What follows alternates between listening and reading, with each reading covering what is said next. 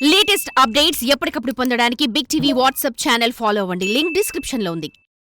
ఏపీలో PSC ఎన్నికపై NDA పక్షాలు కీలక నిర్ణయం తీసుకున్నాయి. పీఎస్సీ ఎన్నికల్లో సంఖ్యాబలం ప్రకారం వెళ్లాలని ఎన్డీఏ పక్షాలు నిర్ణయించాయి.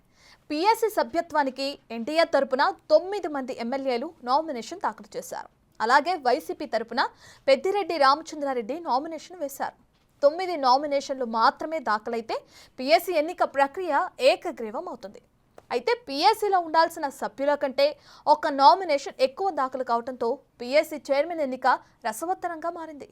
అయితే ఇప్పటికే అసెంబ్లీని బాయ్కాట్ చేస్తున్నట్లు ప్రకటించిన వైసీపీ తాజాగా పీఎస్సీ ఎన్నికలను కూడా బహిష్కరించడంతో పీఎస్సీ బరి నుండి ఆ పార్టీ నిష్క్రమించినట్లయింది.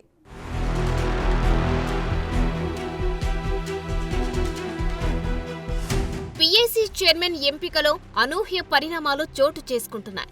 ప్రతిపక్షానికి దక్కే పీఏసీ చైర్మన్ పదవి ఈసారి కూటమిలో భాగస్వామిగా ఉన్న జనసేనకు దక్కింది.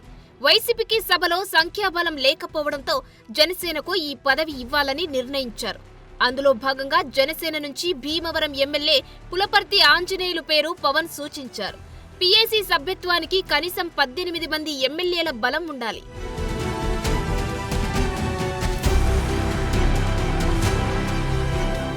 వైసీపీకి 11 మందే ఉన్న మాజీ మంత్రి పుంగనూరు ఎమ్మెల్యే పెద్దిరెడ్డి రామచంద్రారెడ్డితో నామినేషన్ దాఖలు చేయించింది. పీఏసీకి నామినేషన్లు దాఖలు చేయవచ్చని బుధవారం శాసనసభలో ప్రకటించారు. శాసనసభ నుంచి 9 మంది, మండలి నుంచి 3కి సభ్యులుగా అవకాశం ఉంటుంది. సాధారణంగా ప్రతిపక్ష పార్టీకి ప్రజాపద్దుల కమిటీ చైర్మన్ పదవి దక్కుతుంది. ప్రస్తుతం శాసనసభలో ప్రతిపక్ష హోదా దక్కేందుకు అవసరమైన 10% సభ్యుల బలం వైసీపీకి లేకపోవడంతో ఆ హోదా దక్కలేదు. ఈ నేపథ్యంలోనే పీఏసీ చైర్మన్ ఎంపిక వ్యవహారం ఆసక్తికరమైన మలుపు తిరిగింది.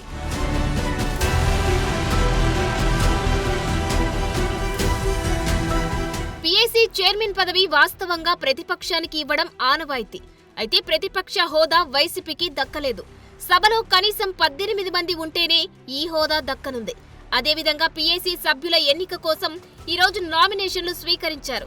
వైసీపీ నుంచి అసెంబ్లీ కోటాలో మాజీ మంత్రి పెద్దిరెడ్డి, మండలి నుంచి మరో 3 నామినేషన్లు దాఖలు చేశారు. ఒక దశలో ఆనవాయితీ ప్రకారం వైసీపీ ప్రతిపక్ష పార్టీ హోదా లేకపోయినా ఆ పార్టీకే పీఏసీ ఇస్తారనే వాదన వినిపించింది.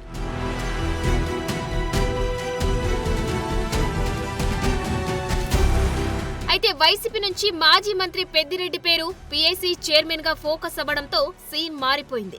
గత 5 ఏళ్లలో పెద్దిరెడ్డి అవినీతి, భూ కబ్జాలపై తీవ్ర ఆరోపణలు ఉన్నాయి. ప్రస్తుతం వాటిపై విచారణలు జరుగుతున్నాయి. మదనపల్లి సబ్ కలెక్టర్ ఆఫీస్ కేసులో ఫైల్స్ దగ్ధం కేసు పెద్దిరెడ్డికి చుట్టుకుంది. అదీకాక ముఖ్యమంత్రి చంద్రబాబు సొంత జిల్లాకు చెందిన పెద్దిరెడ్డి అధికార దర్పంతో అప్పట్లో చంద్రబాబుపైనే దాడులు చేయించారన్న ఆరోపణలు ఉన్నాయి. కుప్పంలో చంద్రబాబును ఓడించి ఆయన రాజకీయ జీవితాన్ని భూస్థాపితం చేస్తామని పెద్దిరెడ్డి ప్రగల్భాలు పలికారు.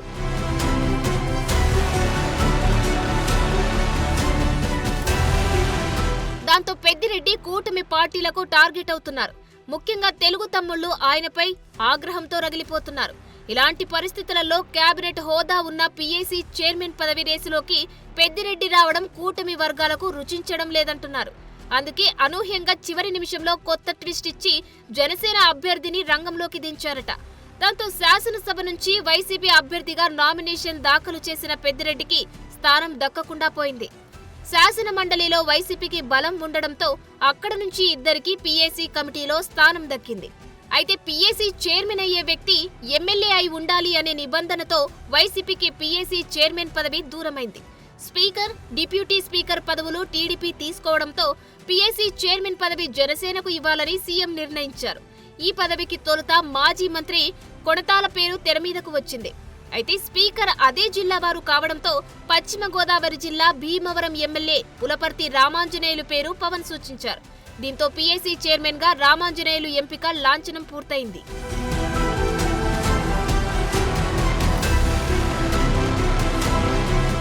వైసీపీ మాత్రం పీఏసీ పదవిపై రచ్చ కొనసాగిస్తూనే ఉంది. ప్రతిపక్షాలకు పీఏసీ ఇస్తారని మాజీ మంత్రి పెద్దిరెడ్డి రామచంద్రారెడ్డి శాసన మండలిలో ప్రతిపక్ష నేత బొత్స సత్యనారాయణ అంటున్నారు. కూటమి ప్రభుత్వం సంప్రదాయాలను మంటగలుపుతోందని విమర్శలు గుప్పిస్తున్నారు. ఆ క్రమంలో పీఏసీ ఎన్నికలను బహిష్కరించిన వైసీపీ ముందే చేతులెత్తేసినట్లయింది. ఇక ప్రతిపక్ష హోదా ఇచ్చే వరకు అసెంబ్లీకి రామని జగన్ భీష్మించుకొని కూర్చున్నారు. మరి అసెంబ్లీకి రామన్న వారికి పీఏసీ పదవి ఇస్తే ఆ పదవికి న్యాయం జరగదన్న అభిప్రాయంతోనే కూటమి సర్కార్ కీలక నిర్ణయం తీసుకుందని అంటున్నారు.